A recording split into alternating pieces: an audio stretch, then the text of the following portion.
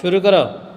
আলহামদুলিল্লাহ, তারা জানো এইভাবে তোমাদেরকে সবসময় মানে খাওয়া দাওয়ার ব্যবস্থা তোমাদের সবসময় ভালো করে রাখবে।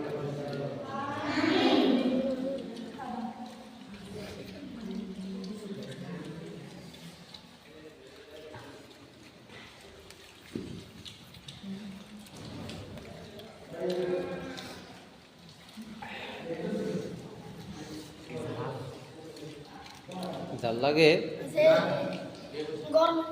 গরম লাগে, কারেন্ট নাই তো এই জন্য গরম লাগে।